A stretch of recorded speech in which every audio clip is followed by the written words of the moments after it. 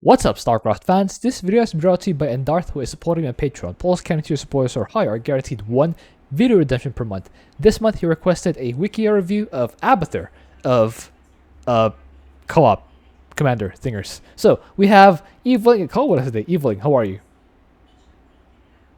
Uh, rough week. Rough week. Honestly, I can say the same.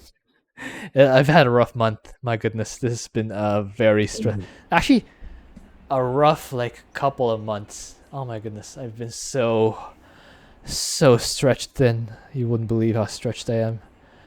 Anyway, I'll just speak like that guy. So let's actually begin with an overview of Abathur. This is ripped straight from the Wikia page of Abathur. So what do you think about this first part? It's pretty straightforward. I mean, just straight up facts. The only thing I don't know if this is right or not. Abathur is available for purchase at $4.95 USD. I thought it was Right? $4.99. Oh no, it is Yeah. 495. It is 495. That's the Oh, weird part. The weird part is I find it funny that they found the need to mention that he's available for purchase. yeah. Did they really need to say that in the wiki? It's like, okay, cool. Do you get a commission from this? Okay, but yeah, this is just facts. Let's move on. Next up, we have two unit information or commander information tabs: the unit and miscellaneous. What do you think? Reading through it, assault breakthrough heavy unit specialist. Yes. Strengths. I can definitely uh vouch for all of those. Weaknesses. So depends on biomass. Yes. Slow economic expansion. I wouldn't call it super slow. I mean, I mean, he's right breaking though. your Expo Rocker spines. Eh, yeah, I mean, compared to other ones, but I mean, if you compare them to like Raynor or Kerrigan or Artanis, a little. He's doing all right. I R3 guess. build army. Yeah, that's a little iffy. I Lack of think. tactical mobility. Hell no. Hell no. Very poor early game anti-air. Sorta, kinda, depending on how you play. But it for most people who know how to play Abathur, I would not say very poor early game anti-air. I actually agree with hard to rebuild army because when you lose your entire army, you have to get your ultimate evolutions up again. You have to gather gas for your other units. You have to remake your vipers. You have to gather biomass for them. You have to make your. I think I agree with hard to rebuild army, but I agree with the rest of what I you don't said. disagree with that. Yeah. All Mhm. right. Let's move Moving on. on. By the way, you guys can just pause the video and read along if you need to, but in the interest of time, we're just going straight into it. Next, we have basic information. You can find this in the in-game screen for Abathur. What do you think, Eveling? Everything is straight up facts except for recommended for players of all skill levels. That's the major meme of that whoever was doing those recommendations for the commanders of skill levels. Yeah, I think they just were eager to clock out or something. Abathur is definitely one of the more difficult commanders for people to grasp. Like probably easy ones would be like Tychus or Zagara, Zeratul. Abathur is on the other side of the spectrum. Not Raynor level, um, um, I guess fragile and heavy macro, but there is a different set of skills, which is accumulating your biomass to get those powerful Brutalist and Leviathan units. Yeah. I actually agree with everything you said. I just like to note that in defense of the guys who wrote this wiki, it's not the wiki's fault. They just ripped it straight from the in-game description. So not a fault of the wiki. They just copied it from the in-game guys, and the in-game guys are the ones who screwed up. Just to make that clarification. The rest of this master information, it's spot on. It's literally just ripped straight from the game. Let's move on. Next up, we have prestige information. What do you think about this? Very straightforward. There's nothing but facts to Nothing but um, facts. Straight the statement. facts. Yep. Okay, yeah, just read through them if you want. We're moving on to the next slide. Next up, we have basic strategies. What do you think? Uh, there's a few things in here that don't sit right with me. So Abathur is very different for commanders used to playing other Zerg commanders. Zerg strategies usually emphasize churning out large number of fast, cheap, disposable units to overwhelm the enemy with numbers. To me, the only Zerg commander that advocates that is Zagara. Stukov. Kerrigan, not really. Stukov. You're not spamming units. I Stukov. mean, yeah, Stukov, you can consider him Zerg, but he's actually plays more like Terran. No, he's Zerg. Like a whatever. Stetman is Zerg. Yes. So yeah, Step Boy, I can kind of yeah. You start throwing him, uh, throwing a whole bunch of lings, but those are definitely not not disposable units. It's pretty hard for Amon to kill those suckers. Agree. So yeah, but yeah, it's just small discrepancy. That's a minor discrepancy.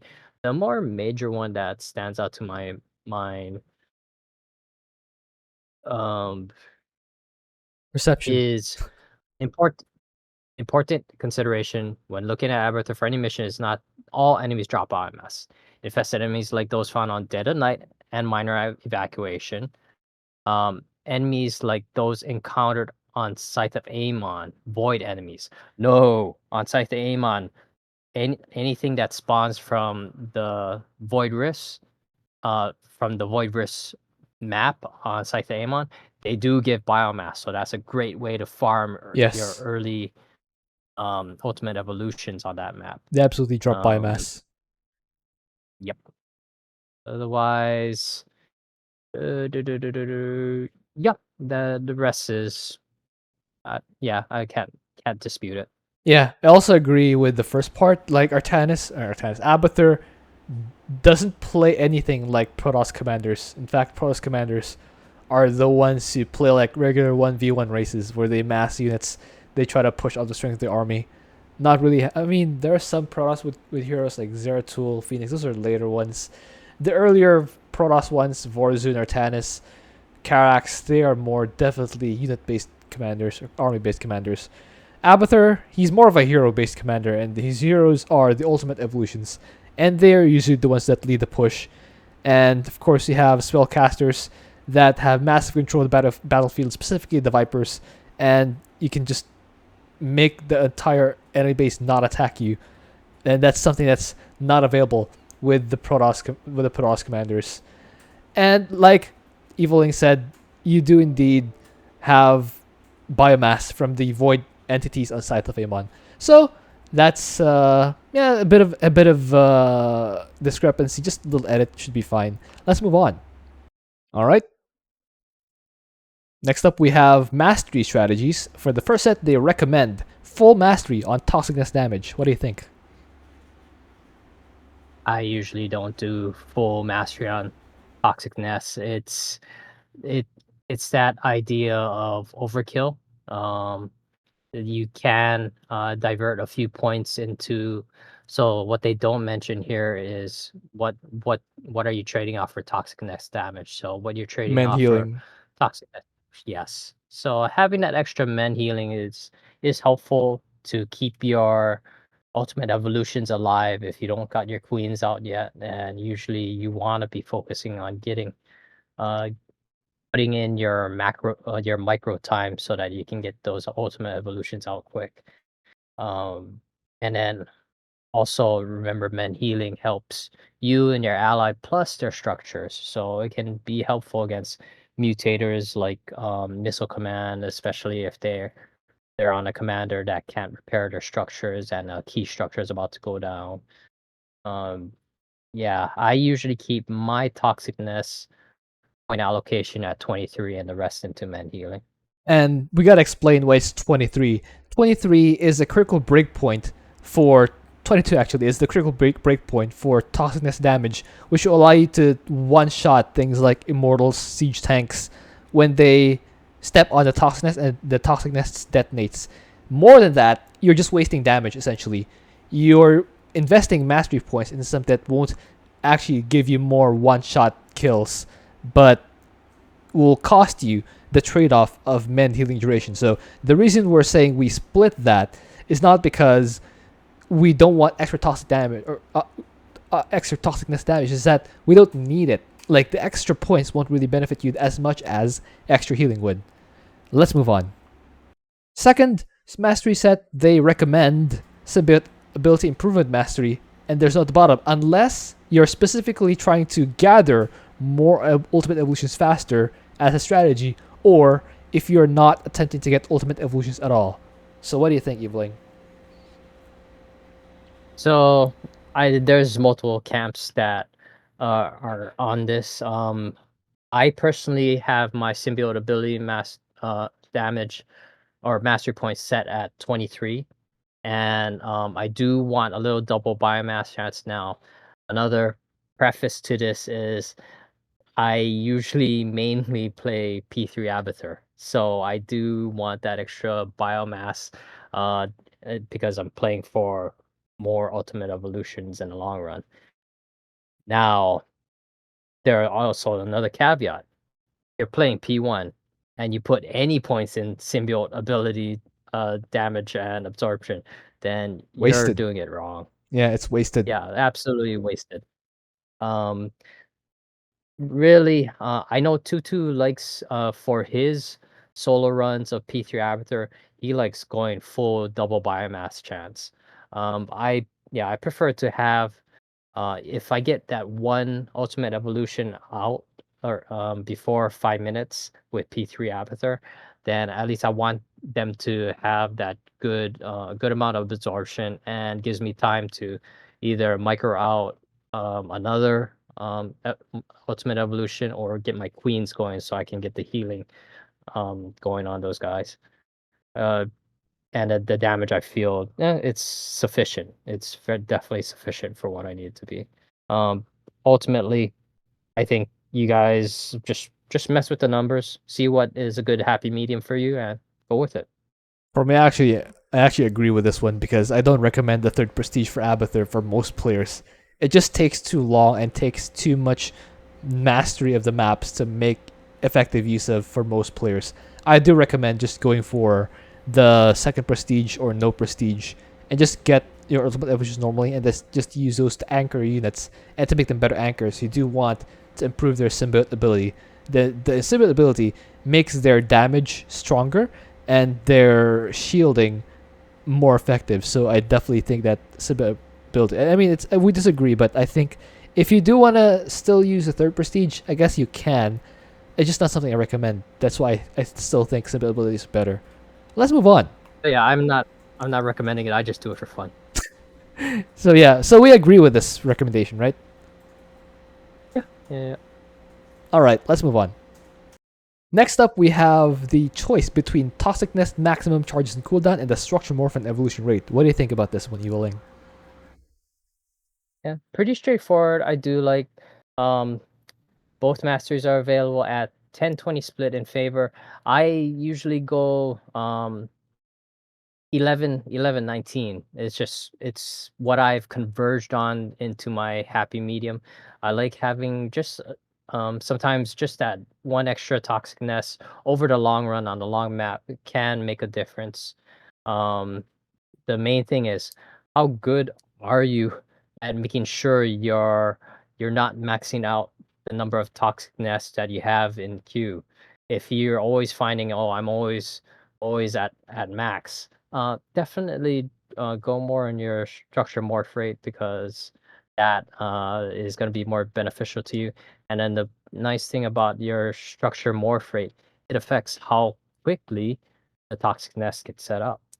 So I know I'm pretty sure CTG favors more heavily into structure morph rate and toxicness probably is what less than 5. I know others like to go maybe 15-15 split.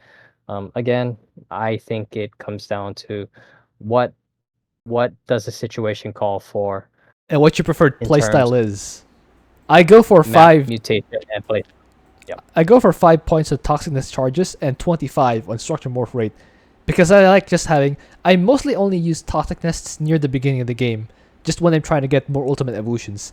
And I think just having the nests more faster helps me even more to get my first Brutalist because once I get my first Brutalist Scout, I don't tend to rely too heavily on toxic nests because there's only damaged ground units and a lot of what I'm fighting are air units.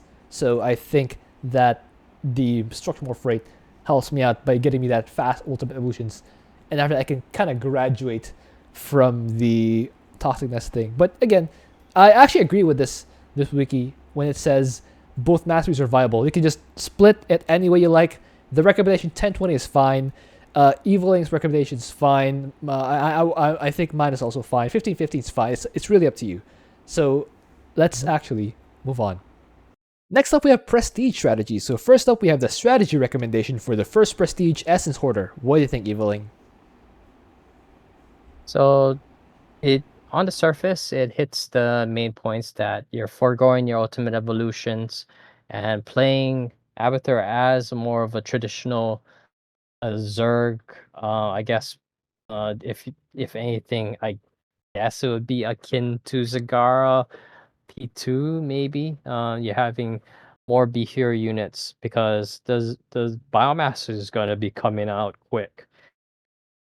Just make sure apply the same strategy of toxic nest luring to start getting that early essence going, so that way um after the first attack wave hits, or if you can start farming even before that, then you'll have your first units will be um all the way at the biomass limit, and that can they it makes them extremely durable.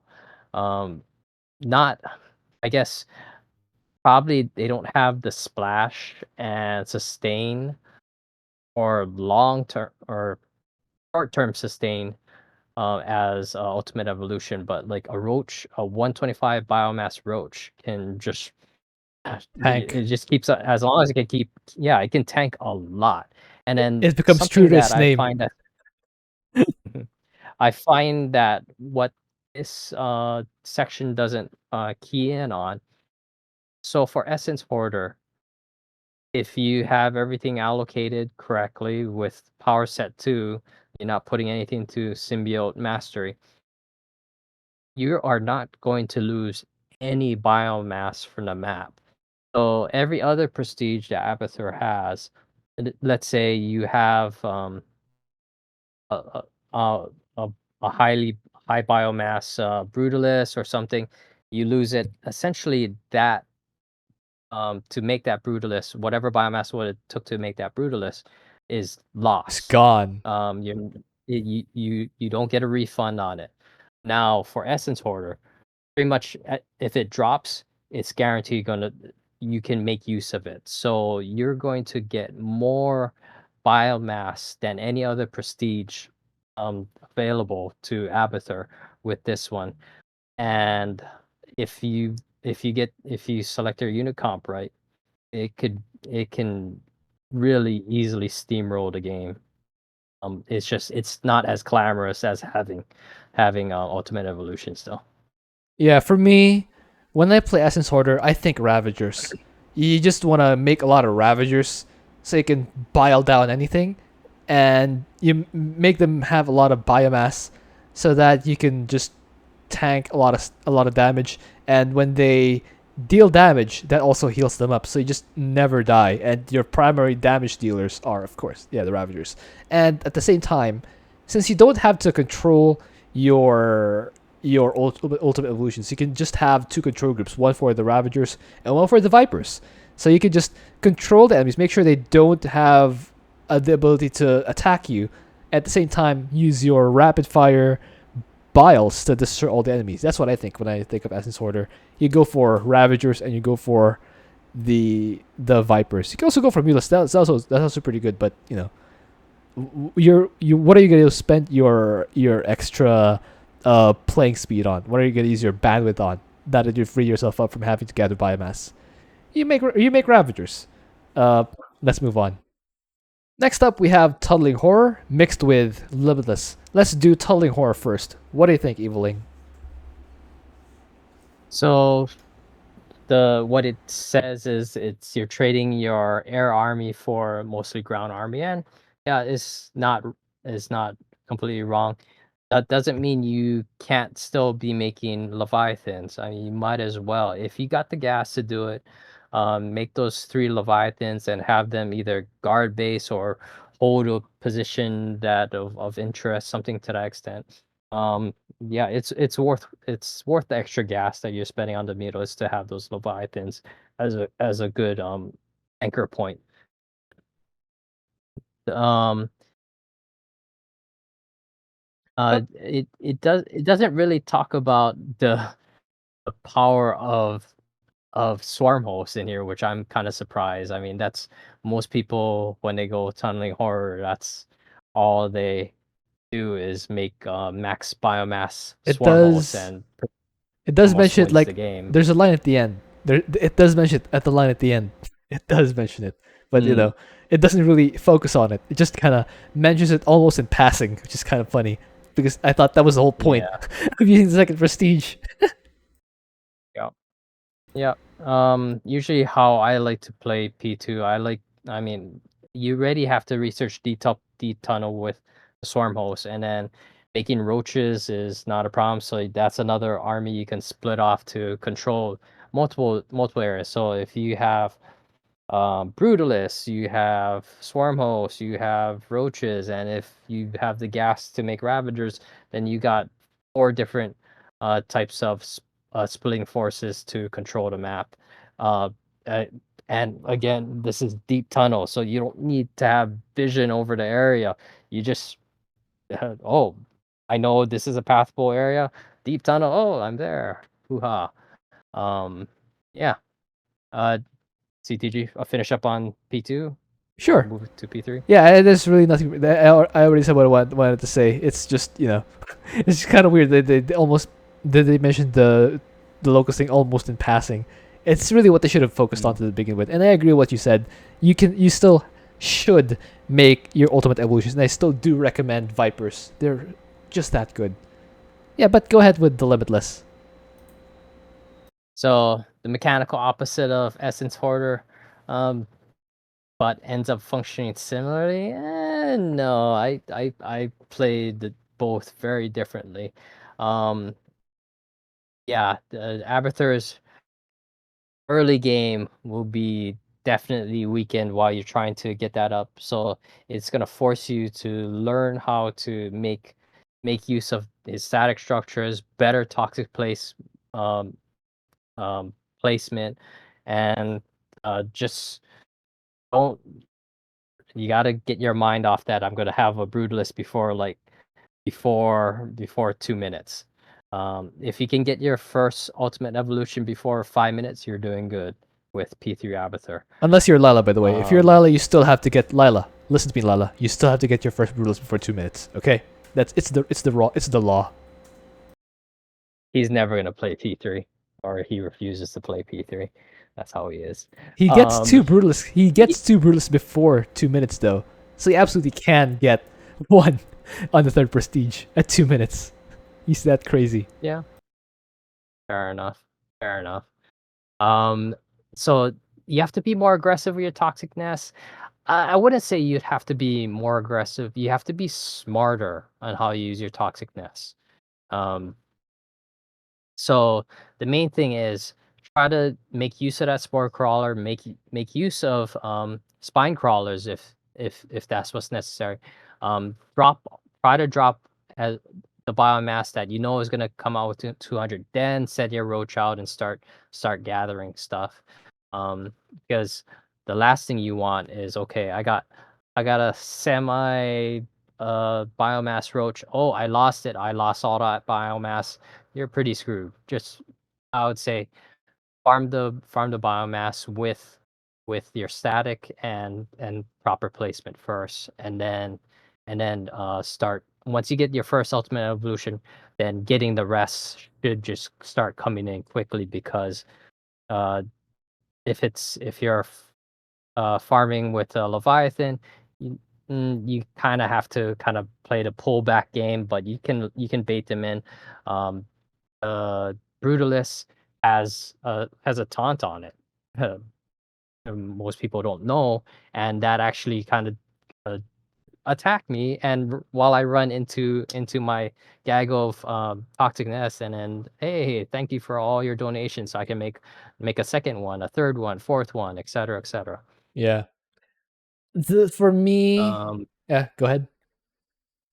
The last thing is, I would for P3 Abathur, I would like for P0, P2, usually you sacrifice early on. You sacrifice macro in order to have that micro time to get out those, um, to get your Brutalist.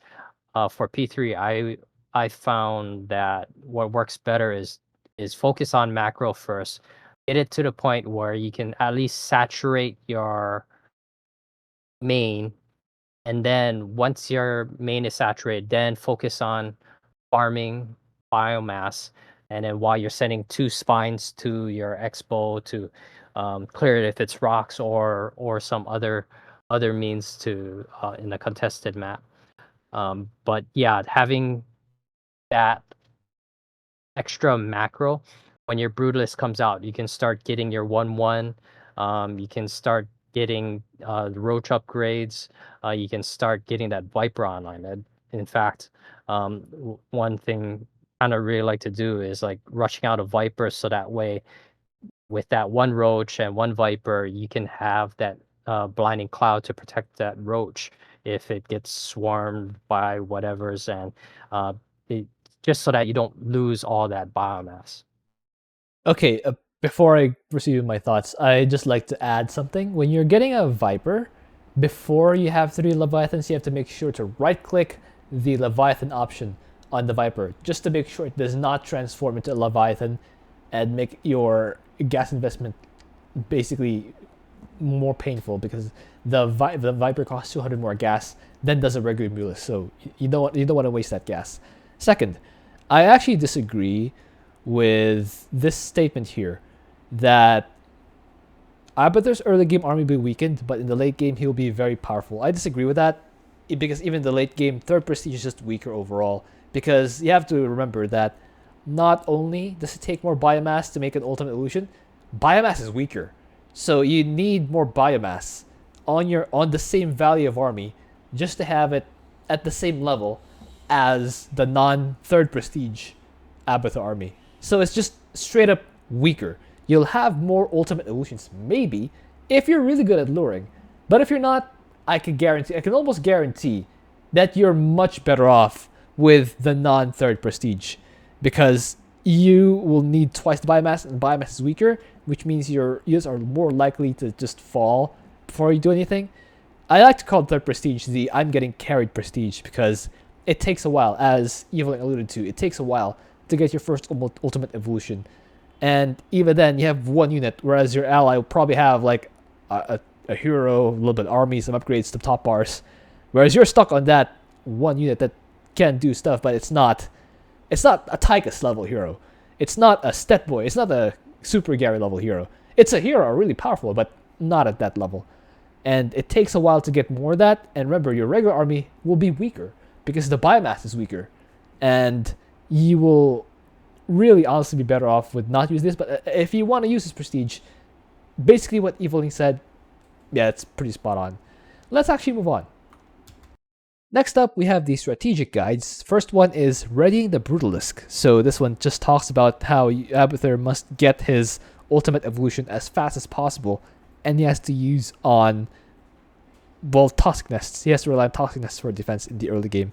But what do you think, Eveling? So on the surface, yeah, it's right. Slow startup initially. Um, I, it can be perceived as slow startup initially, but I find Abathur to be pretty action packed from the get go. Is like you get your once you get the roach warren out, place your toxin nest and morph a spore crawler.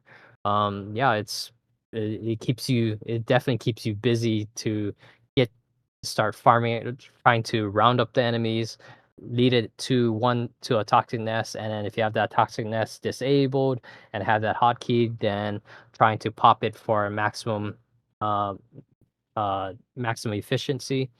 One thing, kind of jumping ahead, so they talked about unit from level 3, you have virulent nest, doubles the biomass. The key thing that is not mentioned here, the units just have to be hit by it. So if the unit survives the toxic nest, it doesn't matter what kills it. It's still gonna be dropping double biomass. So um, if I guess on the ally side, if you see that a unit got hit but wasn't killed by it, go ahead and definitely start helping your ally to knock it down. Now, what you shouldn't be doing is stealing the kills before it hits the toxicness. Okay, so jumping back to the first paragraph, they talk about air threats. Toxicness are useless against air threats, so Abathur is rather vulnerable to early air rushes. Um, yeah, that it kind of sucks having going against Dominion Battle Group, aka Sky Terran, but keep in mind, uh, Abathur doesn't have just toxic nests available to him. It's like once your roach warren pops out, you can make spore crawlers, and if you have um, most of your points in Destruction Morph Mastery, getting up a bunch of spore crawlers is really quick. So, and then the other aspect is for even for Dominion Battle Group, you got Vikings coming in. They're gonna land. So just be smart with your toxic nest placement. Anticipate where they're gonna land and lure the landed Vikings into it. So you're still get that extra biomass, but of course Terran sucks with giving biomass, but that's kind of on another point. That's just kind of the thing for me. If you're playing as Abathur and you get Tehran, you know you're screwed because Tehran has a lot of firepower. They have less biomass than the other races, and their biomass is in bunkers, so it's just extra difficult to get biomass from Tehran, especially if you're playing as Abathur and you're on a map like Temple of the Past, or if you're on a map like Dawn of Vermilion. There's a way to get it, but it's a lot tougher. If you're on a map like Part and Parcel, you have to sneak around one camp to get to the next camp that has more biomass units. It's a lot of learning the map and just playing around it just to get your ultimate evolution.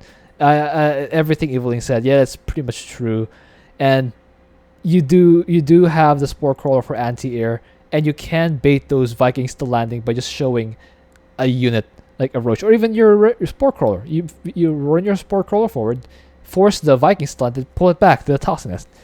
And also the same thing. If you're playing with Abathur ally, please do not destroy, especially early game. The early game is the most important part of the game for Abathur. So if you're playing with Abathur ally, do not steal kills from his toxic nest.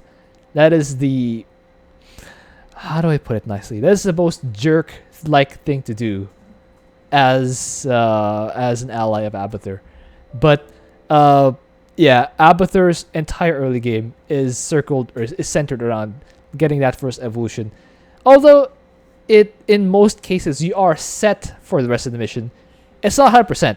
If you're up against Protoss, Immortals deal so much damage to Brutus. You don't have invincible units. You have very high health units, but not invincible.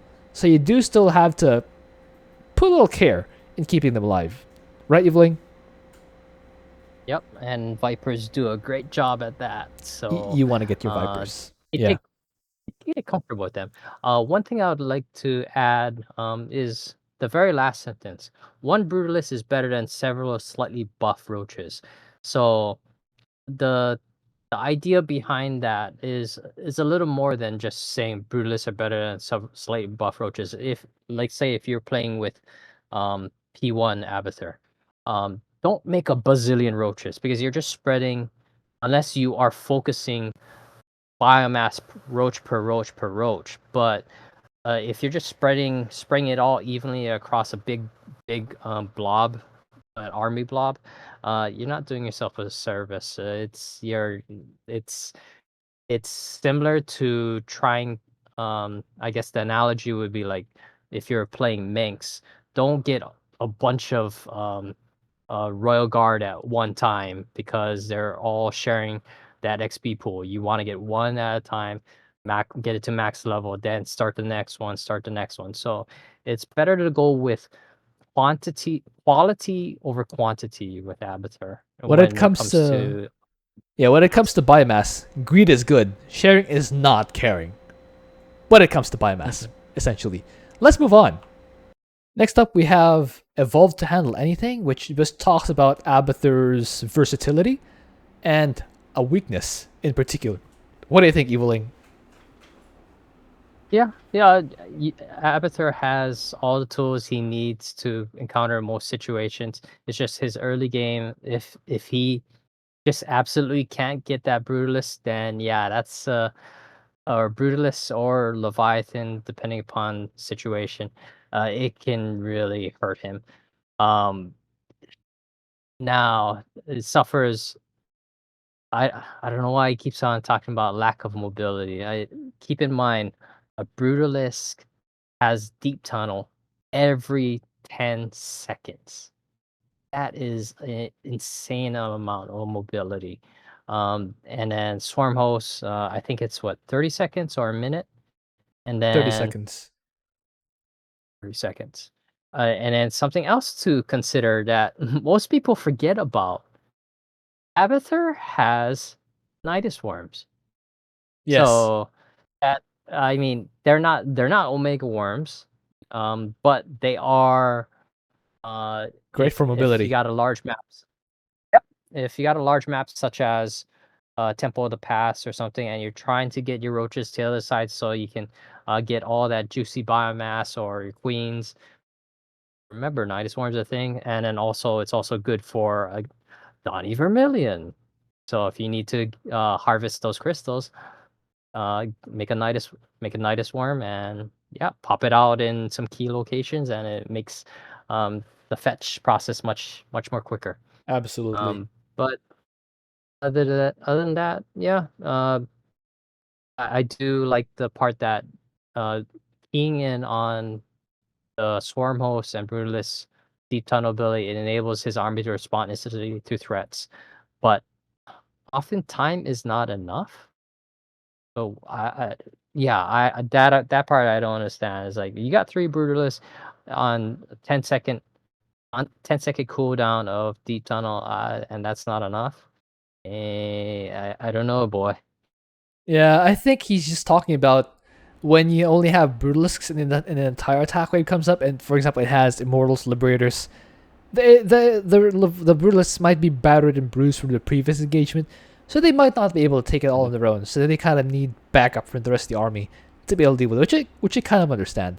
Also, I Alright. do agree that the Nidus Worm is a great mobility option for maps like Dawn of Vermilion, but oftentimes the fact that you have to wait for the worm itself to spawn, it costs money also, and the units don't come out instantly. If you're putting your entire army, at least your ground army, inside the Nidus worm, it might be slower to have everything load up into the same worm and then unload at the other side, rather than just walking them across the map. Especially because in co-op, you don't have to be everywhere all at once. Yeah, you're not defending your base unless they're an attack wave. So you don't have to have your army like in one spot defending or in one spot attacking. You can just walk. You can just walk to the location most of the time and just not worry until you know there's an attack wave coming. Because yeah, it's not 1v1. Nidus Worms, the utility of Nidus Worms in 1v1 does not fully translate to co-op, because in co-op you can just kind of plan where you'll move off to. It's applicable to every commander. You can just plan where you'll move off to next, and just kind of do a pathing around the map, just clear, and then just have something at home to defend. Usually, the ultimate illusions are enough, and then you can do some manned shenanigans, and then you can just, for example, on a map like Dawn of Vermilion, it might not be such a great idea to, especially when you're just using regular Nidus Swarms to get the the xenon crystal when you could use that gas to otherwise make more mutalisks, make more swarm hosts. It's a trade-off. For me, the Nidus is, yeah, it's a thing that you can use, but there's a reason why it's not often used. But yes, And then I yeah, would like to add another reason why it's not often used. Its aggro priority is through the roof. It's like on it's Imperial Witness. It's like Oracle. it's It's like like an the Ascendant, Ascendant a High Templar. Yeah, Amon will totally go out, target like fire it. ignore your army and like cross all the way across the map just to take care of that Nidus Worm instead of like dealing with everything else in between it. So yeah, Which just a might be note if you helpful in some ways, especially if you're trying to exactly draw aggro away from your exactly army, but it costs money. yeah yeah use that Anyway, information as you see fit. yeah, but there are some fringe scenarios where where Nidus worms are useful. For example, if you have environmental mutators, for example, if you're playing on Dawn Vermilion and you don't want your drones to transfer when you know there are blizzards between the bases, when the lava rises, stuff like that. If you're playing Cradle of Death, sometimes the blizzards cross the map between your bases. Sometimes lava bursts come up. Sometimes there's a lot of enemies walking between. It's kind of crazy to keep up with all that. So those are the situations where Nidus will be helpful. But yes, I think we've Absolutely. dealt with this enough. Let's move on. Next up, we have Adaptability Zerg Onslaught, which talks about his double larva production and his ability to get stronger via biomass. What do you think, Eveling? Yeah, his army does get stronger with biomass, but saying that uh no matter what you're facing, no, Abathur is not like his level or P2 stat boy level. You do have to be mindful about what you're facing. I think this is mainly geared toward Brutal Zero. Sounds like it, because in that case, yeah, you just need your 6 ultimate evolutions and You're all good. it's over for Amon. It's ogre. But when it comes down to mutations, like a prime example, if you're getting Brutalist and you're dealing with uh uh mind magnificent no not magnificent Minesweeper. spider mines and minesweeper, then yeah, you're asking for trouble if you're going to be sending in your Brutalist to try to clear the path with that. They're going to get demolished. Um, They're and getting then kind of demonetized. saying, Oh my goodness. yeah, they did. Yeah, YouTube's going to go after them. Oh my It's goodness. like, no, third algorithm hates you, The algorithm hates because you. you're a slug and you look like a phallic symbol. But uh, uh, propagators, yeah, using Brutalist to go after propagators is a tricky dance to play, and I would not recommend that for That being said, everyone. Toxins are very good against Poopigators. They're like the perfect answer. Yes, exactly. Yeah. So yeah, uh, get if you're gonna play Abathur, resign yourself so that you're going to learn the ins and outs of each unit, when and when not to use them, especially if you start playing anything past B0. Yes. You have to know. You have to know. You have to know what you're up against, especially what mutators you're up against, because you don't want to be sending a flock of Mulisks in as brutal plus 0 if they don't have full biomass and if there's Black Death around. You do not want to send swarm hosts in if there's uh uh hero, Transmutation. yeah, going nuclear and stuff like just in those environmental ones, Okay. because you have to, they're kind of bulky as an army, and you need to squeeze them around tight spots, and having environmental mutators will not help against that. You want stuff that move fast and can easily dodge those things. Yeah, it's, you kind of have to know what you're up against before you use Abathur. uh that's pretty much it though. Let's move on. Next section, Commanding the Evolution Master, talks about a bit about toxic nests and micro. So what do you think, Evoling? It's this is a weird section for me. I yeah, no queen injects. Creep and creep everywhere at the press of a button means the only real problem is deciding which units to get biomass. Sorta, kinda. It's of course you want to get your ultimate evolutions first, and you want to do it on the cheapest units. So the cheapest ground unit is a roach, and the cheapest air unit is a mutalisk. Yeah, Uh, try to focus on getting one. I mean, you can make backup roaches, so you can pop two out, pop three out, but try to hotkey only one and make sure that one gets to 100 or 200 first, or 125 first, and then move down the line. yeah. Uh, Like we said going before, when it going comes to biomass, greed is good. Continue. going down. I find it a little odd, like so. On the last sentence, Abathur has a lot of different options and potential strategies. So use this to your advantage. Adapt your build to the enemy composition. So that sounds like it kind of goes against what was said in the previous slide, where it kind of doesn't matter. But so this one's a little more sensible. Yes, adapt your build to the enemy composition, not just the composition, to the map and to the mutators. Those Absolutely, are 100%. major things.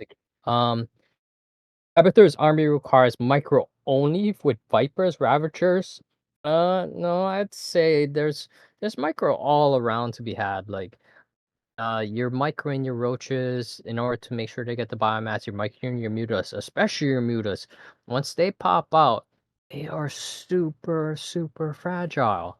It's ridiculous what can kill them if they don't have any biomass. And even if uh even if you got quarter way in their biomass, they're still very fragile. They're quite So flimsy. baby those guys until you are about to get that Leviathan out. Yeah, I And actually agree. There's a lot of micro, but in defense of this article, they did say collecting biomass was part of the micro. So there you go.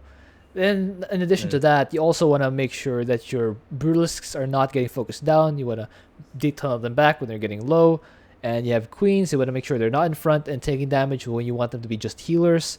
And yeah, like Evoling said, you want to make sure your mulisks don't fly too far in front, or they'll get just shot down like flies. So there's plenty of micro, but I think what this guy's focusing on is just that. Yes, the only things that really need micro to be effective are Vipers, Ravagers, and those ultimate evolutions that you want to get from the biomass. I think that's everything. We move on to a lot of pepper to bring it down. So basically, it talks about how tanky Abathur's units are. What do you think, Eviling? oh yeah, Abathur is definitely well known for his ability to tank. His ability, he's definitely more well known for his ability to tank than to do damage.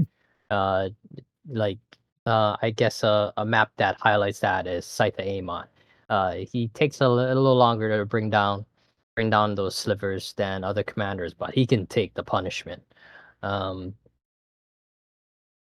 you got his defensive options are pretty good. I mean, toxic nests are in itself a great defense against ground targets. Then you got spore crawlers, spine crawlers, not so much, but you can also augment his defense with units such as vipers, which say, "No, you're not attacking this ground unit. Stop that." Um, his swarm hosts, they can hit both air and ground with the right upgrade. And if you need standoff capabilities against ground, you got guardians. Yeah. uh, as the Uh, game continues, total amount of biomass does go up pretty quickly, depending upon what enemies you're facing and whatnot. Don't think it's what don't think it's like exponentially where you don't have to care about it. but if you're good about making sure your biomass is not too spread out, you should be fine. Yeah, actually agree. It's nothing in this section is too egregious. It's generally going in the right direction, so I wouldn't really worry too much about this one. Of course, you know how I feel about the word exponentially. If it's not actually exponentially, but I think that's fair enough. Let's move on. Next up, we have this section called "The Mightiest Breeds of the Swarm," which talks about Abathur's options for unit compositions. What do you think, Eveling? This first sentence got me giggling. There are 3 main army compositions when playing Abathur: ground, air, or both. Doesn't it apply to all commanders and not just Abathur? Well, I mean, okay, Well, Tychus is an exception, yes, but and yeah, pre prestige Alarak also an exception.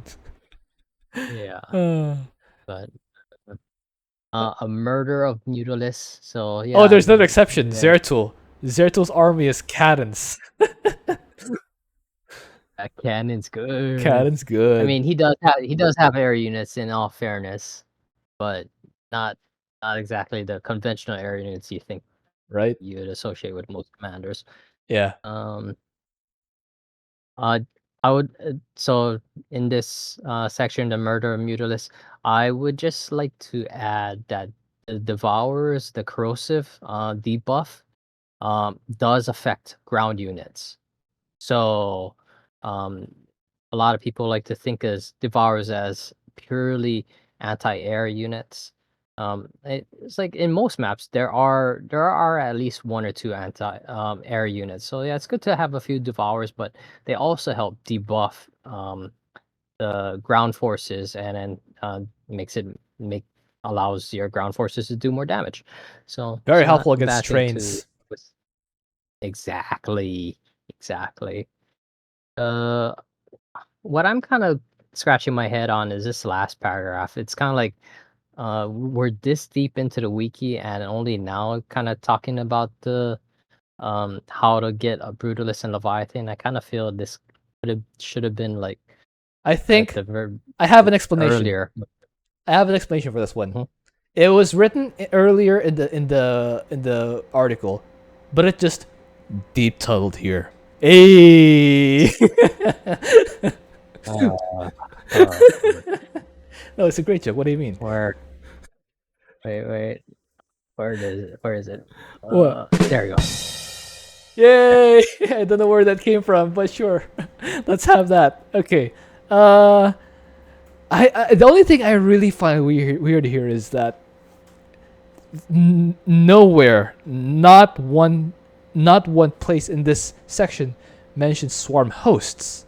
Like, come on, where are the swarm hosts? They're one of Abathur's best units. Are they mentioned here? Yeah.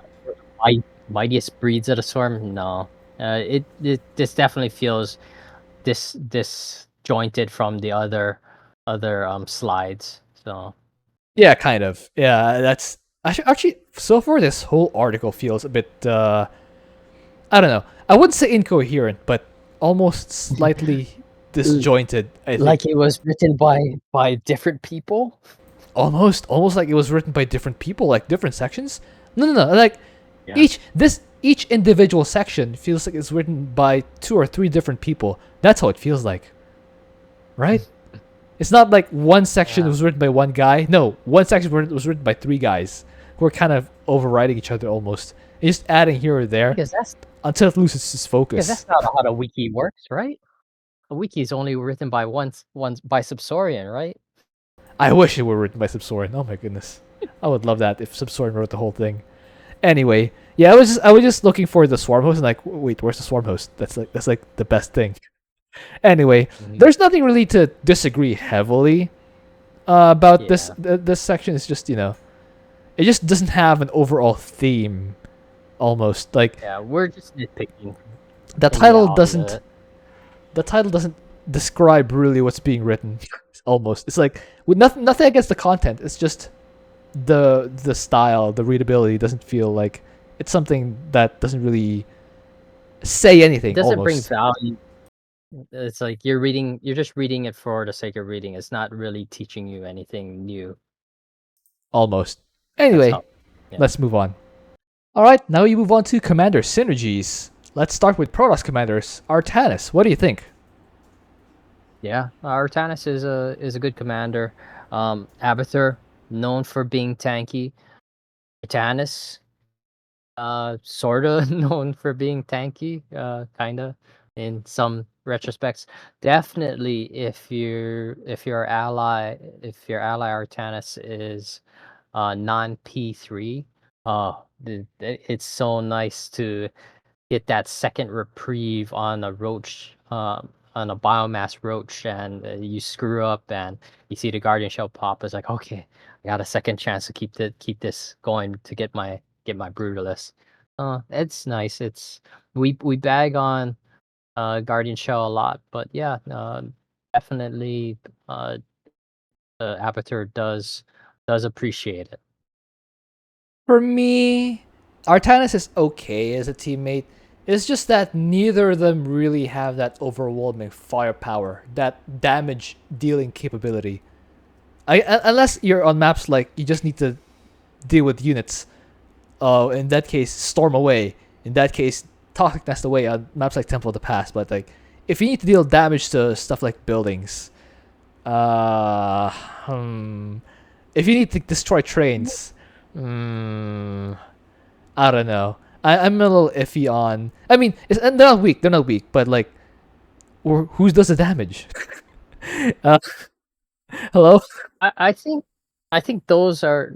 I'm not too worried about those. It's stuff like Avenger and Just Die when you're gonna have to go into a boxing match and you need that firepower to make things stop whacking Disappear. you in the face really hard. Yeah. So that's where you start running into problems if it's you and Artanis. Yeah. You don't have I would firepower. say that that Abathur is a good teammate for Artanis because with stuff like Brutalisks tanking fire, with stuff like Vipers making enemies not able to attack, Artanis is if Artanis can go for stuff like High Templar without having to fear for their lives.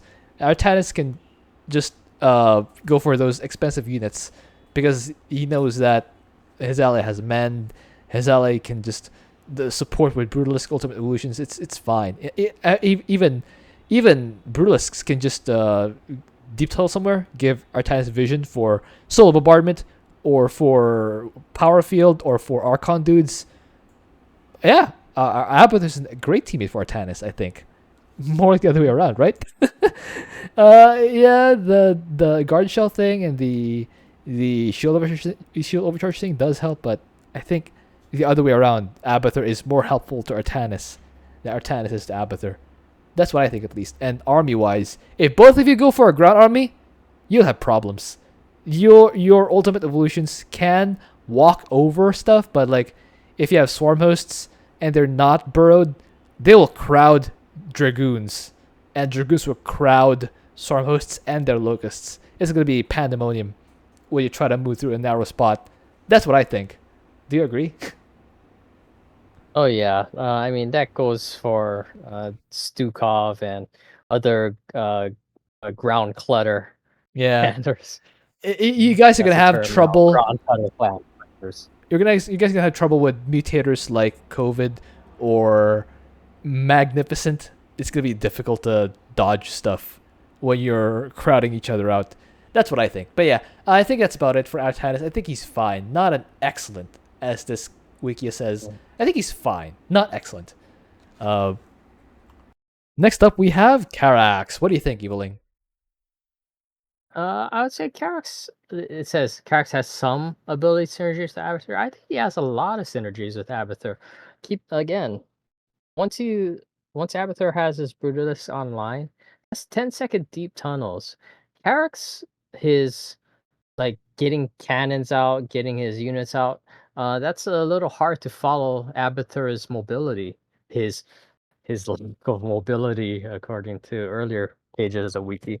But yeah, but Karax can actually follow Abathur if he has enough Spirit of Adun energy. Once Oh yeah. Abathur deep place, you just start picking and rain down the support fire. And yeah, Abathur is going to appreciate that unless he is intentionally farming biomass. So just kind of just be noteworthy of that again. No, Karax has Um, amazing help for Abathur when Abathur is farming biomass. You know how? uh, Destroy the bunkers. uh, Destroy the cannons. That's how. that's Destroy fair. That this, is fair. right? Because those things, Destroy that don't offer biomass. yeah, Crack it destroy. open. Exactly. Crack open the defense. Like, let those units come to Abathur's toxic nests. Just use your Mm. Spear Badoon to destroy the buildings because those don't give biomass, and the units inside and units behind can come to Abathur's toxic nests and let him get ultimate evolutions.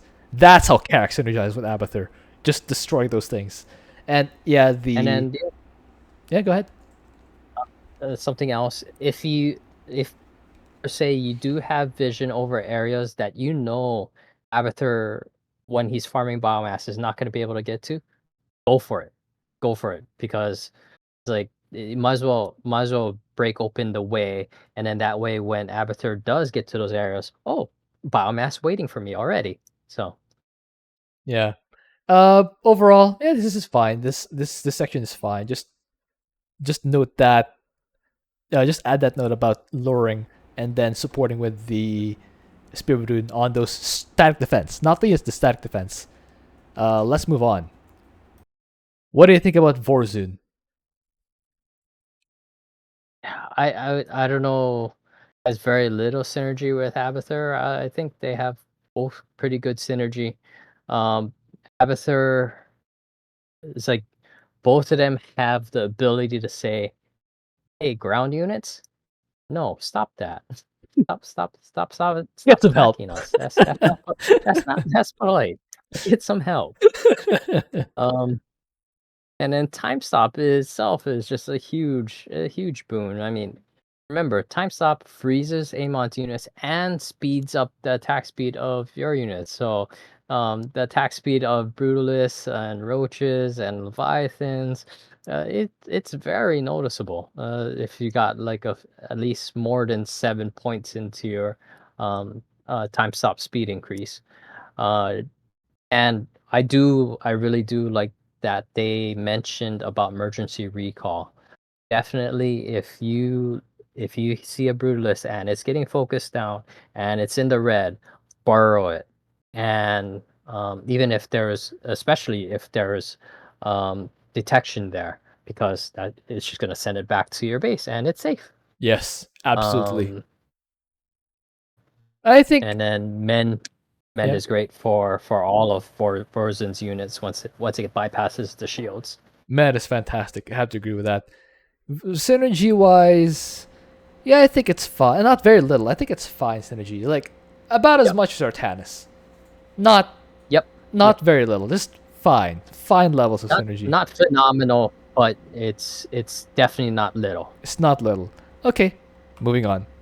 Next up, we have Alarak. What do you think about Alarak? Alarak is the debatable teammate for Abathur. I don't know about that. I think it's kind of like the earlier discussion regarding Artanis. You got two commanders that are tanky, and then if you got a combination of mutators and composition that really you can't outbox them, so you need to outgun them. Alarak provides Provides that yeah, firepower. provides the gun, Yeah. that massive firepower. And I find it kind of weird, the second sentence. Empower me and likewise must rely on short range supplicants. Yeah, that's kind of You're weird. you're relying on supplicants for damage. Hello. They yeah. I know they have attack. I don't know what it is. I know it's not worth anything, and I don't even think about them attacking or taking down anything. They're just there to Um, be to feed. They're just there to feed.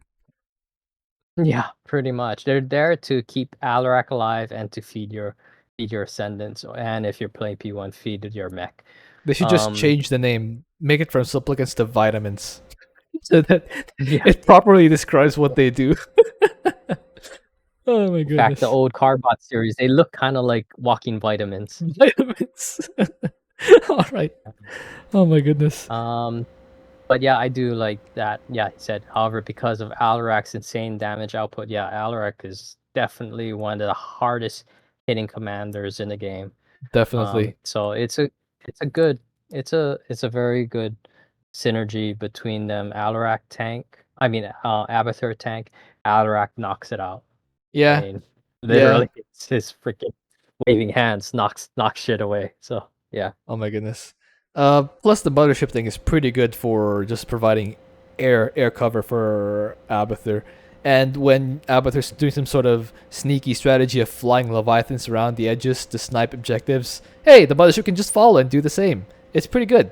And further, the mothership, when you're getting cornered and you need to retreat, hey, teleport back, and then the army's safe. I'm not sure if that also pulls Abathur stuff, but actually, I don't think it does, right? I don't think the mothership pulls your allied units, just your own.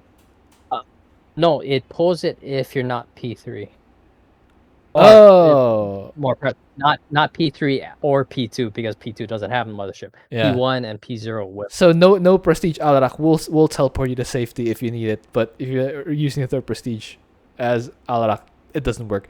So there's some help there, but yeah, it's fine. Although we're saying And debatable, I guess debatable is closer. now another funny thing that is a great synergy that is not mentioned here. Overcharge. Overcharging a spore crawler. That's funny. That will definitely That is aggro fun. some stuff, but the weakness there is that it might destroy the enemies before they get to the toxic nest, and that definitely does not help. Some might call that an anti Exactly. synergy.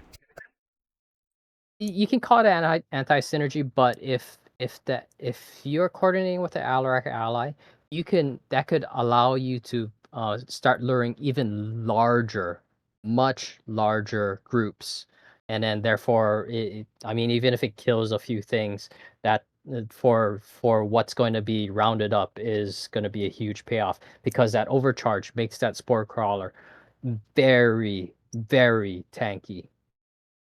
Your mileage may vary because sometimes, yes, Yeah. you aggro a lot of, you destroy some stuff in that base, but the biomass is left in that base, and there's, for example, still some siege tanks, still some static defense, cannons, vipers, spore crawlers.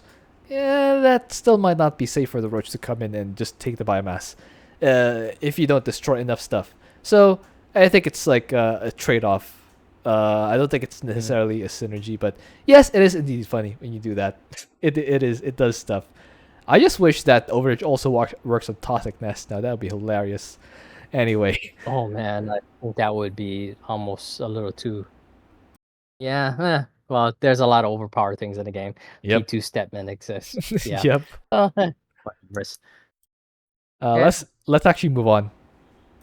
Next up, we have Phoenix. What do you think about Phoenix? Phoenix and Abathur have mediocre synergy. If you mean by mediocre as an average or a little less than average, I was like, okay, yeah, I buy that. I do like the fact that he says conservators are a huge boon to Abathur's army. Yeah, they are. M- uh, I mean, yeah, your ultimate evolutions have that shield, but being able to take less and to do mitigate less going in bypassing the shields into the actual health pool of your ultimate evolutions is nice and pretty much the servers will is great all around. The discrepancy that CTG noted earlier was that Phoenix's army takes a while to mass up. No, Phoenix's power starts coming online. This is even and then this, I mean, we can say, yeah, P2, that's because of P2. No, that's even before prestiges. It's like once you get out your champions, you can get out the champion about this right around the same time that a good Abathur player can get their first Brutalist out. And then they have So, that gives them insane pushing power in the early game. They'd have like mid game mhm, levels of strength of pushing power in the early game, and that's so good. yeah. Oh my So in goodness. some sense, Phoenix keeps pace with Abathur pretty well, in my opinion. But I don't know where they're trying to go with this. So I think it's still fine though. I I definitely agree with yeah. everything else here. Just the nitpick Hmm. about the early game slowness is I don't think something I agree with. But the rest, yeah, mediocre synergy, sure. Med Yep. useful, yes. Conservatives invaluable, sure. I think this is almost spot on. Just the only thing is, yeah, the nitpick about the early game. Let's actually Hmm. move on. Oh wait, something that is not mentioned here. Zeratul. This was released during the time that Zeratul was not yet a thing for Yeah. Protoss. So, what do you think So about Zeratul? I think the same thing goes for most of the week. Is like, does Naruto need Abathur there? Not really. I guess Not, or, more like not really. Abathur. More like Abathur helps Zeratul with the first wave. If he doesn't like to get like ambushers out, if that's not a strategy, then Abathur can ask to Yeah, help and he's deal with the not first willing to wave. spend the money on a Legion. Yes. Help wise, we did mention earlier that Abathur has more attacking power than damage dealing power. Zeratul has damage dealing power, especially against. Well, if you're up against trains, he can do the Void Templar strategy. If you're up against Void Yep. Shards, he can do well his enforcers, his uh, triple blinkers. Also, the Void Templar. All those are all pretty good. Zeratul can also kind of keep up with Abathur's deep tunnels by flying the Void Array around. It's pretty good synergy, I think. Not great, but pretty good, I think. Yeah. Abathur, I think he covers the early game well enough so that Zeratul can power up. And then once Zeratul powers up, he can pretty much just wipe the map with just cannon standoff range. Uh, Abathur, no matter what, he always kind of has to get into the fight. Yeah. So Also, Abathur's longest ranges units are either going to be Guardians or Vipers. So yeah, either way, he's gonna have to get his sluggy hands or claws or whatever's dirty. Artanis and Karax both have great detection capability to support Abathur. Abathur probably doesn't need to make overseers anymore if he's pushing alongside Artanis and Karax. He definitely does not need an overseers if Zeratul has a sieged watcher nearby because that vision range is insane. I think that's pretty much it though. Let's move on. Uh, but caveat: don't always count on your zero two ally to make a watcher because sometimes a lot of them I've seen them forget or Okay, Cadence not then. forget. Just Okay, yeah, Cadence then. yeah, good, Let's move on. yeah.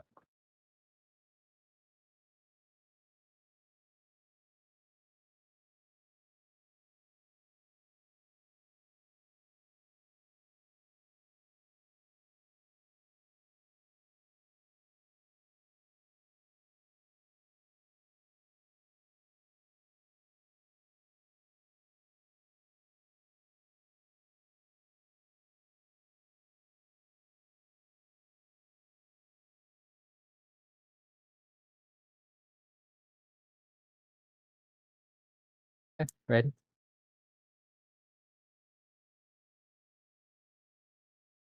Next up, we have Raynor. What do you think about Raynor?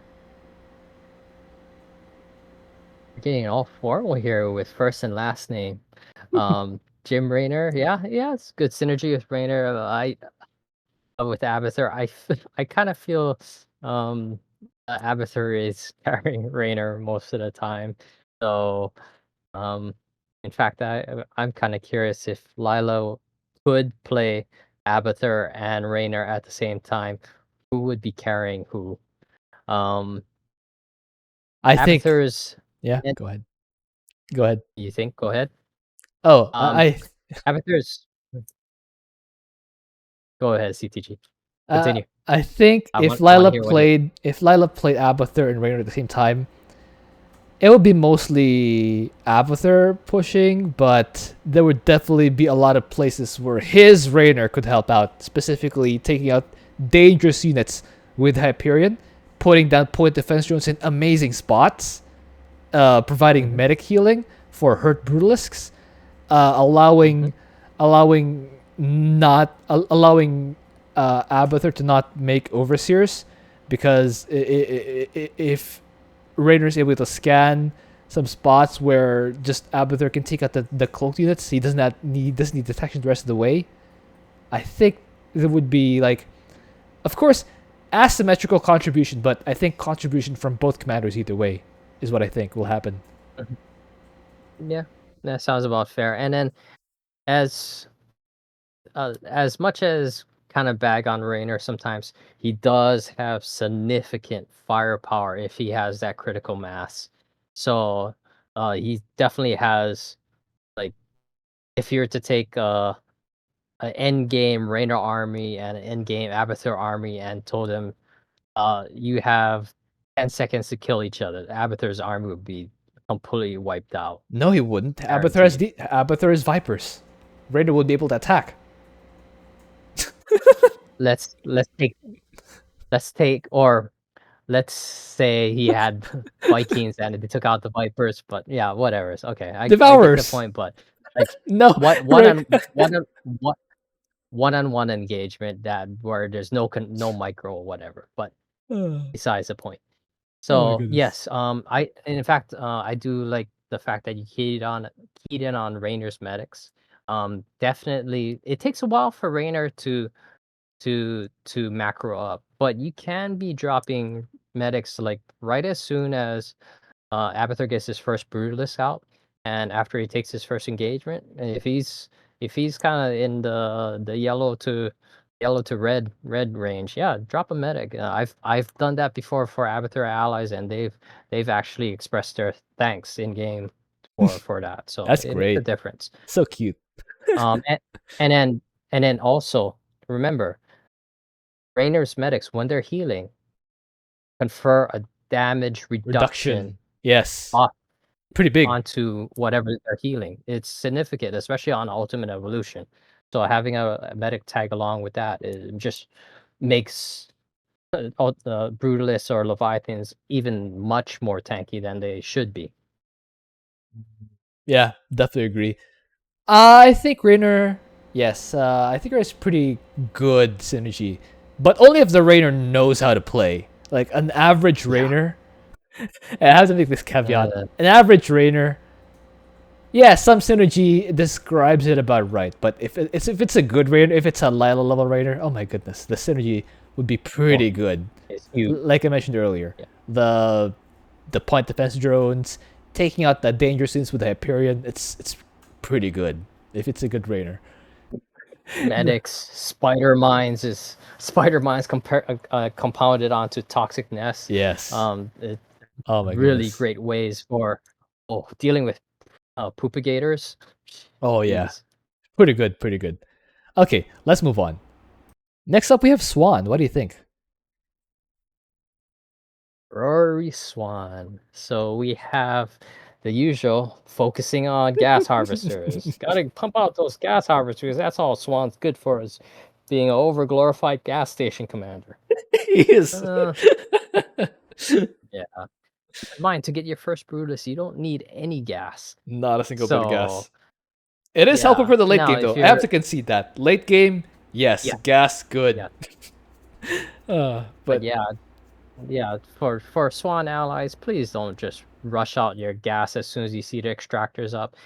Wait till your mineral income is good. Once you start flowing a little minerals, then yeah, start dropping all the gas drones. Or if you're really stretched for gas and you're trying to get to wherever you're trying to get to with your build, then yeah, okay, I guess gas drones. But usually you just need enough gas. Get your laser drill upgrade going. Once that's going, then and if you have the mastery, you'll be in a good place. But yes. yeah, There's another uh, caveat here for Swan. If as Abathur, you don't lure very quickly, you might run out of time.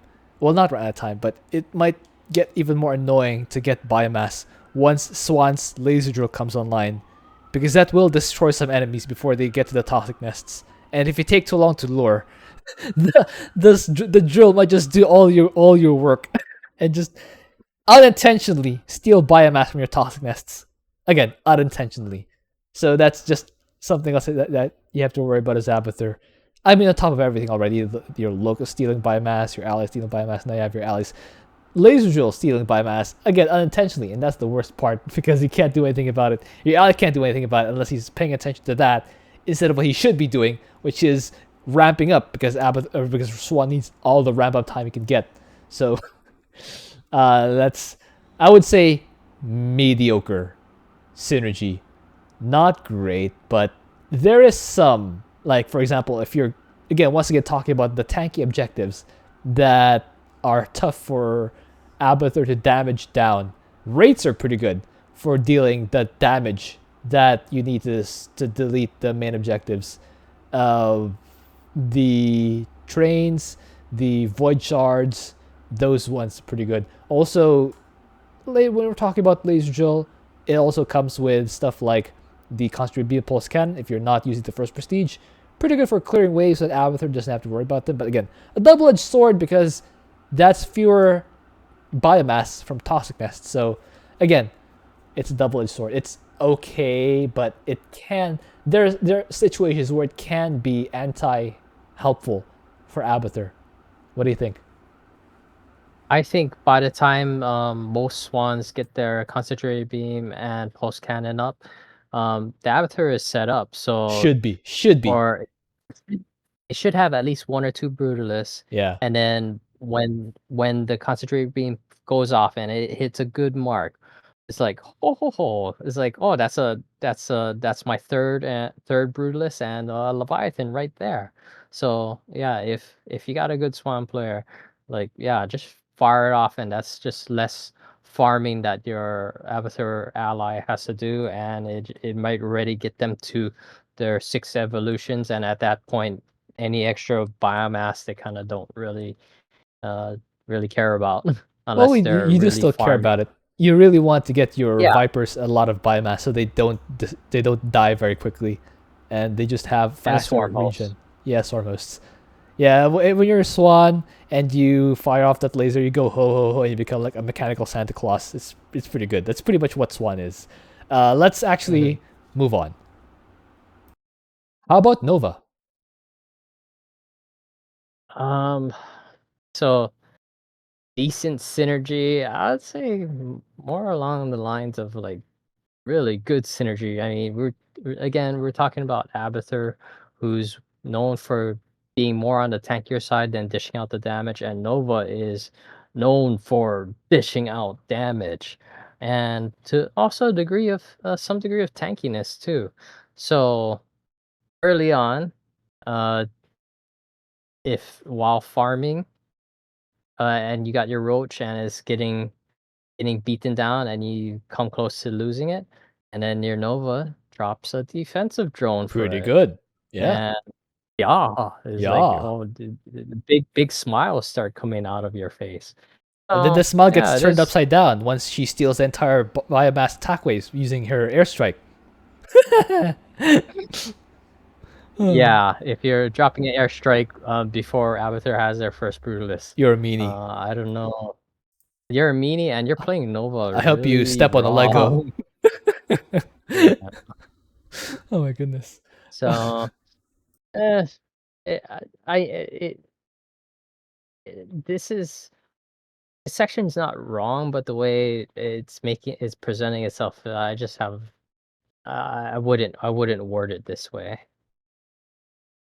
I think it's fine. Decent synergy is fine. Maybe good synergy. I just wish that Yeah, it talked about some situations where you can really fight together. For example, when your army's together and then you deep tunnel Brula somewhere, but the rest of your army's falling behind. Hey, guess what? Get in a griffin. We're gonna fight together. That's a pretty good way to yeah, synergize with Abathur. Just the no, the absolutely. for how much this article ragged on Abathur's mobility. He doesn't even talk about the greatest mobility help that Nova can give Abathur. It kind of irritates me a little bit. Like, come on, Mhm. that's the thing Yeah, Nova can do. Defensive drone, great for keeping stuff alive. And the no detection, I talked about detection earlier. You definitely don't need to build Overseers when you have a Nova ally. Oh my goodness. She just gives all the detection. Yeah, Ravens, Nova herself. Yes. Oh my goodness. And again, the damage dealing ability. Liberators! They just delete objectives like they're nothing. So, yeah, Huge damage. pretty good synergy, I would say, with Abathur, right? Mhm. Okay, let's Mhm. move on. We have Hot and Horror next. What do you think?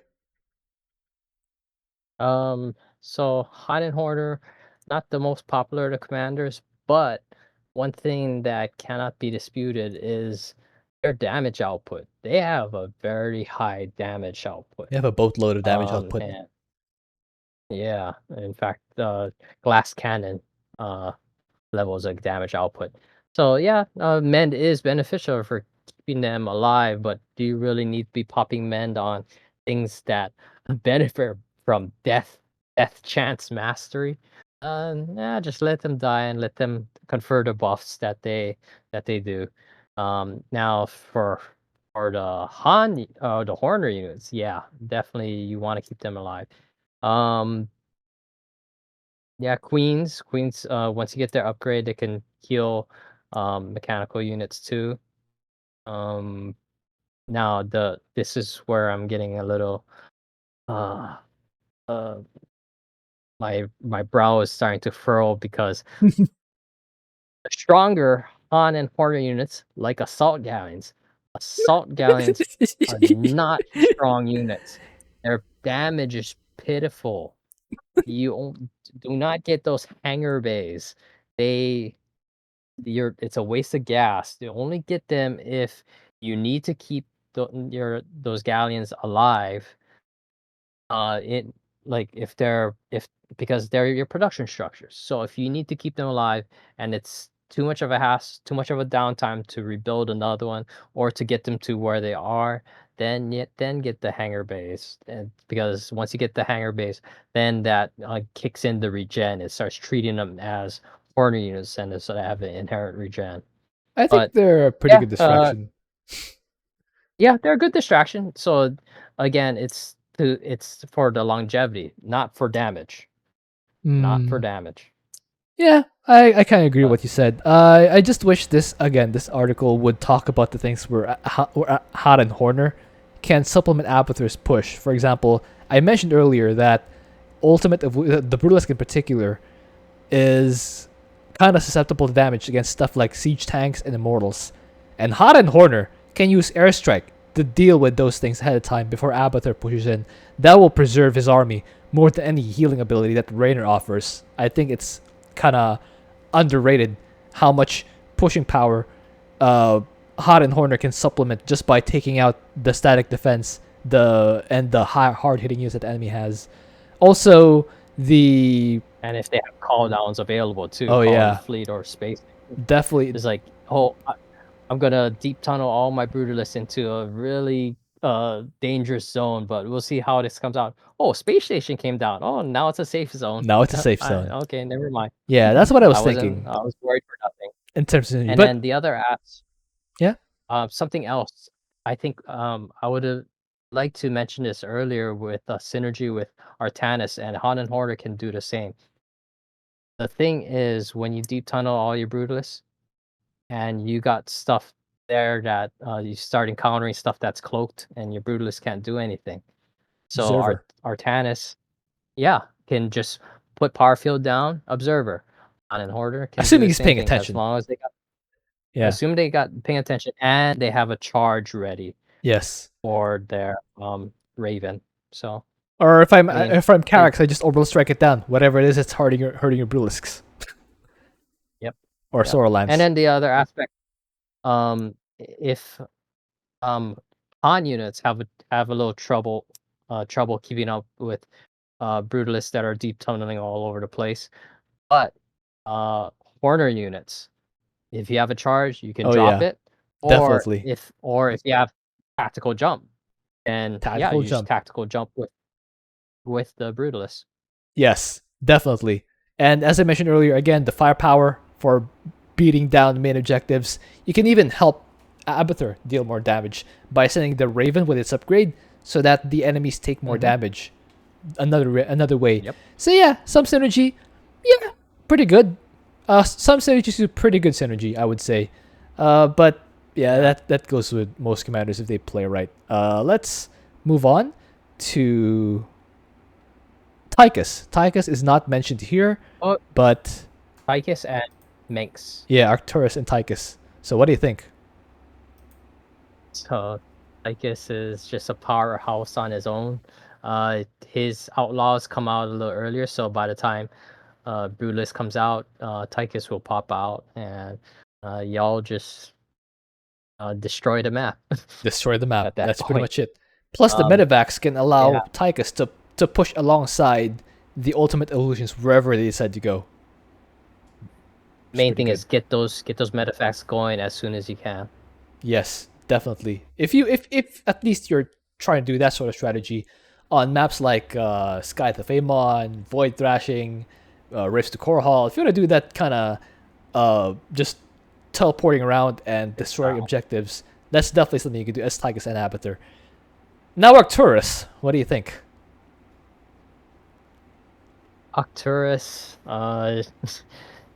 So I mentioned before that regardless, Abathur has to get his hands dirty. He has to get in the fight.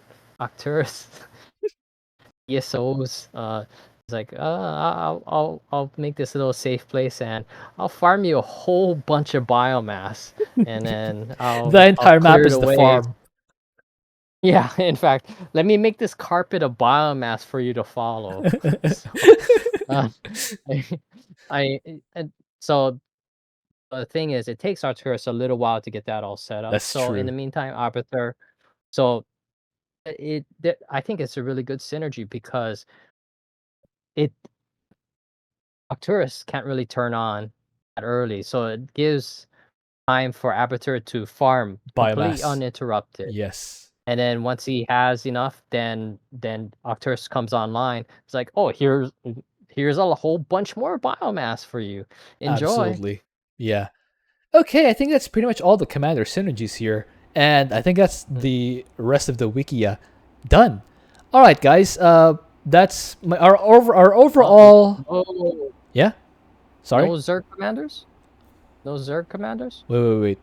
Oh, there it is. We do have Zerg commanders. My mistake. Someone just wanted to end the recording early. Jeez. No, we're at 1 hour 32 minutes already. Anyway, Zerg commanders. Okay, first we have Kerrigan. What do you think? So, just there's that one sentence before everything else. Kerrigan and Zagara may spawn queens capable of injecting Abathur's base for him, which will give him early game resources to help Abathur expand, but he doesn't really need it. His spawn rate for larva is so high. It's like you're wasting those injects on Yeah, Abathur, in my opinion. the problem isn't larvae. The problem is always biomass for Abathur. Yep.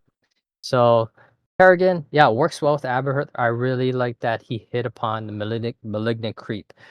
That is a huge thing, especially if you're playing P1 Kerrigan.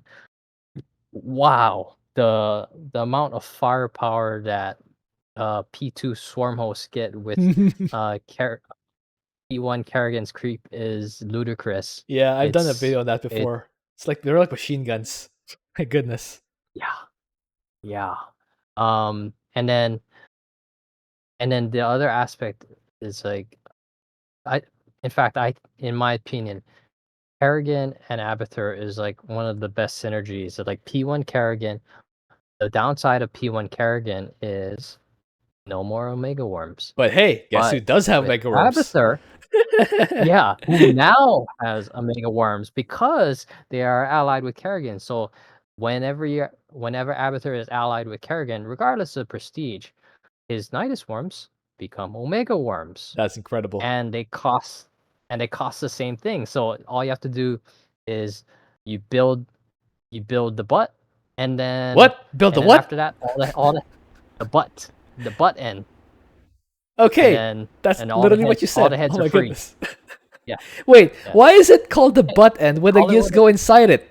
Wait. That's the mouth end. Wait. Up to you. You look at it however you Like interpret, you but the load part the that pops out units. looks more like that. Hold on. If normally I would call anything the butt end or the mouth end because it's a network. You can go in and out from any end. But normally when units get newly produced, they go in through the what you call the butt end. But I call it the mouth end because that's where the units usually come in first. And the word that comes out, I think that's more like the butt end because that's where the units come out, even though it has teeth, Okay, right? okay. Let's this is for the comments. This is everyone. This is what I want you guys to do. Comment on what you think is what's being built by when you build an Omega network. What are you building? Are you building the butt or are you building the head? And then when you spawn it, what is that? So yes, let us know what you think And and please don't elaborate. please don't get me demonetized. Some kinky stuff we're getting into. All right. Uh, But I actually yes, agree with so no matter, yeah, it's so P1's downside completely alleviated because now Abathur can Abathur make has the all worms. the Omega. Yep, Yes. he's in control. I And yeah. when you got Omega worms, you don't need to be making overseers anymore. That's You have true. on-demand detection That's with true. creep, Absolutely. powerful malignant creep. Yes. Yep. Oh my goodness. And also the immobilization wave just clears out so much stuff so that Abathur can just waltz in and just clean up the rest. The immobilization is so good for Kerrigan. And it just freezes whatever's left for Abathur to just clean up. And look, more carpeted biomass. The entire map is the farm. Oh my goodness. Come on. Okay. I think that's about it though. Anything else to add? It's yeah, Kerrigan and Abathur. Who would All have right. guessed? According to the campaign, great synergy, and Great synergy. according to co-op, great synergy. All right, let's move on.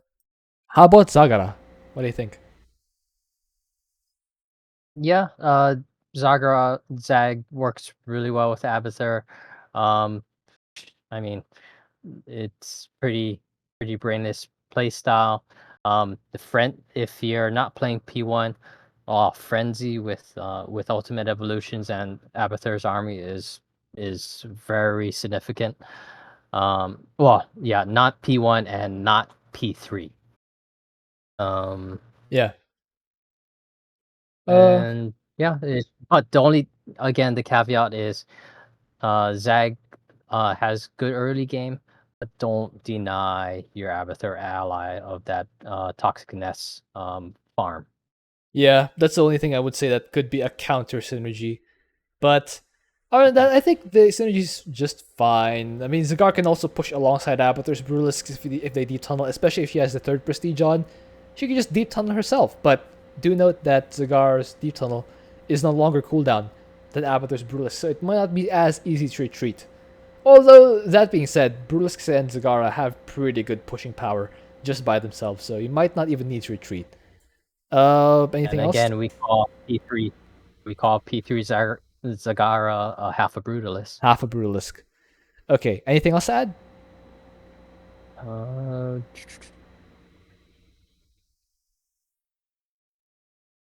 yeah, I like very last sentence. One of the greatest advantages of this pairing is the late game is size.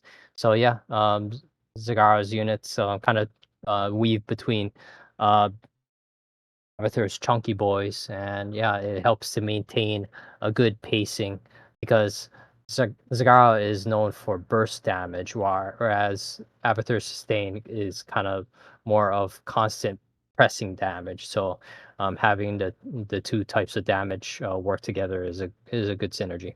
All right, let's move on. Next up, we have Stukov. What do you think? Uh, so uh, I think they got the first sentence right. Gives Abathur infinite creep, sort of I mean, kind of doesn't really care. You can place Toxic Nest wherever you have vision, and he's not too worried that much about creep. His most of the units are pretty speedy, even off creep. Um, And they don't buff air units anyway. yeah, exactly. However, both struggle in early game. I wouldn't say Abathur struggles in early game, or even Stukov struggles much with early game. Both need time to get a powerful army mobilized, I guess. Yeah, yeah. Swarm Queens and Infested Terrans maybe need to provide early anti-air. Oh, You Brutalist. shouldn't be using. Yeah, use a Brutalist or Spore Crawler for early Anti-air. anti-air. Yeah. One thing I'd like to What's add. Sorry, go ahead. Oh no, go ahead. I was just gonna continue on. One thing I'd like to add is again, you don't need to build overseers if you're Abathur. Just have your ally Stukov put a Ocular Symbiote, on your ultimate evolutions, then you're all good. You don't need to make overseers anymore. And also the Alexander and the Apocalypse, very good to help push alongside your ultimate evolutions. Very nice. And in the late game, like everyone says, the infested stream works pretty well. And even then, if your ally goes for mech, they can also help push alongside Abathur with those deep tunneling siege tanks. It's pretty good when you have swarm hosts, ultimate evolutions, and siege tanks all pushing the enemy back from like a place where suddenly there's an army. So that's pretty good. No need for Omega Worms or even Nidus Worms. Anything else to add? Surprise, volatile, infested in the face. Just when as a Stukov ally, if you're gonna be deep tunneling siege shanks, make sure they've had enough ammo stored up. So when they pop out, you may want to park them near the infested compound for a little bit before you deep tunnel them in. Yeah. Otherwise, yeah, I really like the fact that you keyed on the Ocular Symbiote. That's one of the best abilities that Stukov can confer to any ally. Because especially Abathur with the 10-second deep tunnel, he doesn't have if he deep tunnels to a very remote location, you don't have to worry about snaking an overseer there in some weird manner just to get Yeah. it there. It's like immediate detection plus extra vision range, which is always nice. And Yeah. one more thing that probably normal players, not top players, but normal players can do for Synergy. This article did touch on how Swan gives extra gas. If you're a Stukov who's using Lord of the Horde and you don't make siege tanks or liberators to push alongside your bunker your bunker army barf, you can just give your expansion gases to Abathur. He'll probably find more use for those gases than if you're just spamming bunkers. So that's one thing you can give Abathur as a Stukov ally. That's about it, I think. Let's move on. How about the Haka? Yeah. What what is stated here, I mostly agree with it. It's just lacking a lot of, I guess, details, which I don't expect from a short paragraph like this. Dahaka and Abathur, really good synergy. The only thing is, Dahaka, you cannot steal essence from the Dahaka, but Dahaka can steal biomass from Abathur. So, just if you see a your Dahaka ally going out, you can, you should have a pretty good idea what he's gonna go farming. Place the biomass around that area so it allows the Haka to fight back and lure stuff back for you. Remember, the Haka comes out very early, 1 minute so out. think of him as like, yeah, a roach that you don't have to micro, and is gonna start getting you biomass. A spore crawler Um, that you don't have to build. exactly. Yeah, if you're playing as the Haka and Abathur and you both know what to do, the Haka just puts down toxic nests and Abathur puts down toxic nests and the Haka just lures in lieu of Abathur, and Abathur just detonates the toxic nests when the youth stand over the maximum position. By the way, it was something that I don't think I did mention, but I think Evelyn did mention. I just like to reiterate: you, as Abathur, want to switch off the autocast detonate on your nests. Again, Evelyn did mention this. Switch off the autocast on your detonating toxic nests so that you can wait until the perfect time when they have the most number of units standing on a toxic nest to detonate that toxic nest and get the maximum amount of biomass. And as the Haka, if there's anything left over, if it got hit by the toxic nest, then it's free. It's just free to eat. That gives you essence. That gives you healing, and yeah, pretty good, pretty good. Something else here. The pack eaters are also very helpful in pushing alongside Abathur if he deep tunnel somewhere. You can also have Dahaka himself help out the ultimate evolutions. They are pretty good at pushing, but sometimes they get focused down. Well, Dahaka can just do his yelly thing and make the enemies be a lot less effective at hurting the Brutalisks. And if you get the second level of your Roar ability, you will disable spells like the Hybrid's Yamato ability, which again is very helpful at keeping your ally stuff alive. Anything else to add? Yeah, yeah. There's so many synergies between the Haka and Abathur. It's actually It's crazy how really many hard to synergies. Yeah. it's really hard to capture them all into here. I guess the only thing I would like to add is like, yeah, as soon as the Haka's pack leaders or like once Glenvig comes online, that's like it's like hooray! Oh, biomass train, here we come. Yes. Oh, one more thing. If you're playing as devouring one, or devouring one, the Haka, you will naturally just Man, buff. Yeah, you'll just naturally buff Abathur's everything wherever you go. Like you get extra healing, you get extra attack speeds whenever you eat something near the Haka's forces.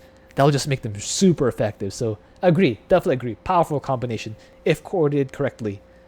Let's move on. What do you think about Stet Boy? He's not mentioned here. Step Boy. I mean, the Step Boy in general is good synergy with most commanders, and even with Zerg commanders because of the green zone. The green zone. Being able to assist the Haka with Gary, who's an air unit.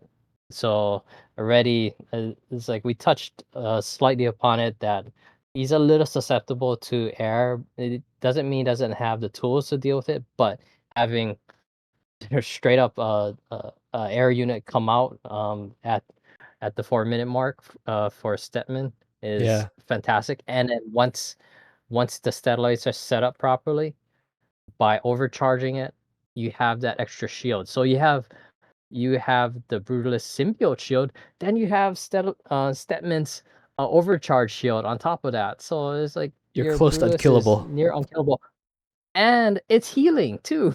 Yes, it's It's healing. actively healing. You'll just never die. It's insane. And Yes. then if you're not playing P3, like if you see a Brutalist that's in the red, not doing so great, give him a little tentacle love, a little hentai, and Sorry? he'll be really I'm happy. sorry. I'll A have to little bleep that out.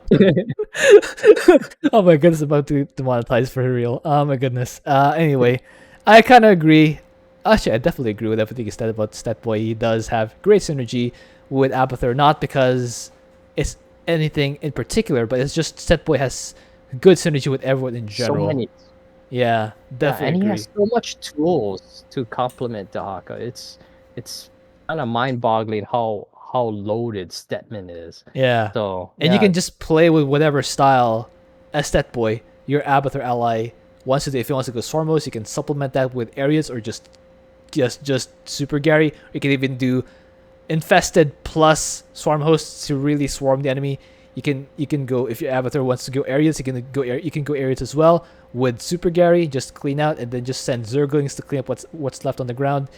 Or Corruptors or Dude Lords, you can do that as well. If your Abathur ally just goes for ultimate evolutions, hey, you could just send Super Gary and just do a hero party with the Hawk. There's just so many ways to synergize. You just every which way you can Abathur choose to play, Stetboy can play a similar style that complements that way of playing. So I think that's everything for real this time. Did I miss anything? yes. All right, guys. Hope you enjoyed that. Thank you for watching. If you have an idea of what else you do, please leave that in a comment. I'll see you guys next time.